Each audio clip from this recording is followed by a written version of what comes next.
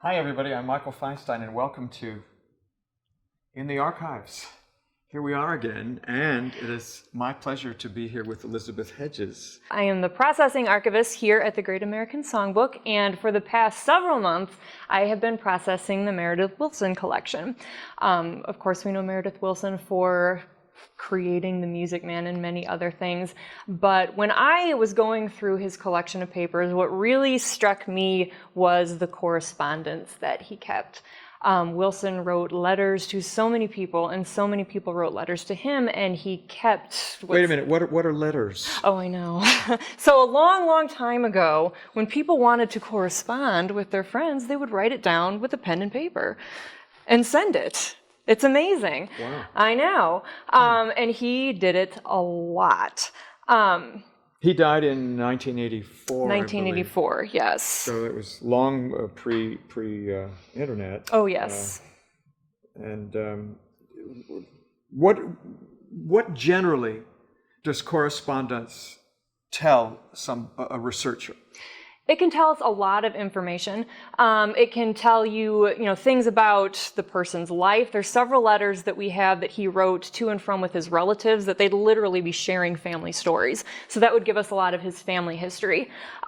Because Willson was so entrenched in the entertainment business and was writing a lot of people in entertainment, we can hear a lot of information about different shows that were going on, radio shows, Broadway shows, personal details about some of these amazing people in the theater. We also learn a lot about his sense of humor. It was very much on display in his shows. I mean, he wrote from his voice, but that's also absolutely the way that he wrote to all of his friends. He and his wife, they were friends with the Bridges family, so actor Lloyd Bridges and his wife Dorothy. And here's a draft of a letter that was written to them, but it's not addressed to Dorothy and Lloyd, it's addressed to Dorothy and Glenda. So a little bit of Wizard of Oz joke. We have other letters as well coming directly from the Bridges themselves. This was written from Lloyd Bridges. A few of these on hotel stationery. His nickname was Bud, so it did take me a minute to figure out that that's who that was, but I did eventually get that.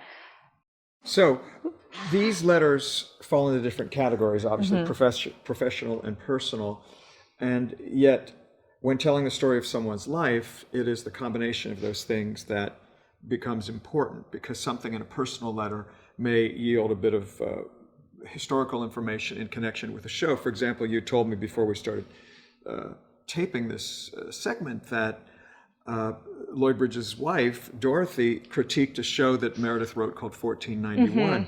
And that's a show that is very ephemeral, because as famous as he was for The Music Man and the unsinkable Molly Brown and his popular songs, 1491 is a show that never made it to Broadway, was never recorded professionally, and is a lost show. And people always want to know why a show fails, what could have made it better, what are the circumstances. And she very bravely sent a letter critiquing the show, which I think would show how close they were, because usually if somebody does something that isn't very good, one is very reticent to say anything to the creator because you don't want to interrupt the creative process and hurt their soul. So I find that fascinating. Yeah. So I never got to meet Meredith Willson, but I was friends with his wife.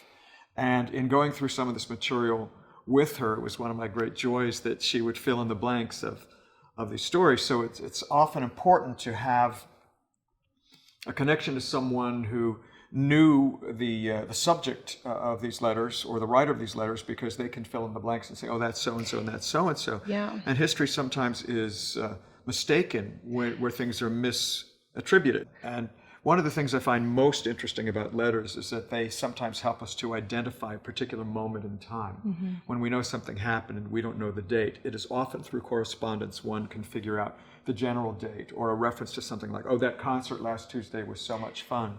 And so there's things like that the letters tell us, and also help us to discover the humanity of somebody through their non-professional correspondence, and sometimes the lack thereof.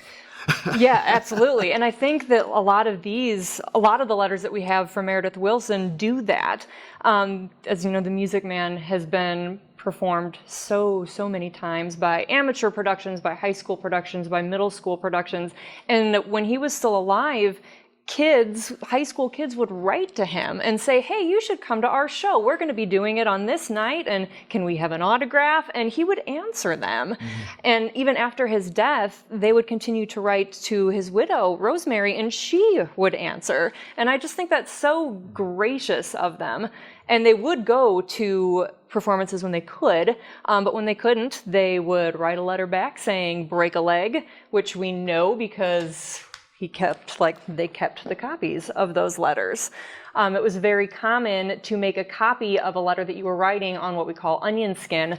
So we not only have the original letter that was sent, like this, but we know exactly what Meredith or Rosemary replied, which is really neat. Yes, and on this particular onion skin, he has penned a few bars of 76 trombones. So that's in Meredith Willson's hand. And it's just a little extra joy of this particular letter from February 19th, 1976. And the way he wrote this letter to the cast and crew is so cute. This is New Trier, T-R-I-E-R, Trier, New Trier High School, West Northfield, Illinois. Sent to the attention of Mr. Theodore Klinka. Dear cast and crew of My Music Man, I herewith officially and individually importune you to, quote, break your respective legs. Meredith Willson. Isn't that wonderful? Well, it's wonderful that you have been meticulously cataloging all this material, because it must seem like the task that will never end. Sometimes, but it's fun. Well, you will become, and probably already are, an expert in Meredith Willson, having gone through all of this material, where often somebody who catalogs something becomes more important because a finding aid reveals so much, but you might say, oh yeah, I remember there was a letter that talked about 1491, and I think it's here, I think it's there. So you become part of the story. Yeah, it's really cool. I love it. Well, we hope you've enjoyed this little walk into history when people still knew how to use their hands to write things like this. It's always fun because there are always surprises, things that we have here at the Great American Songbook Foundation that surprise me, always delightfully so. So please join us again here in the archives. We'll see you very soon.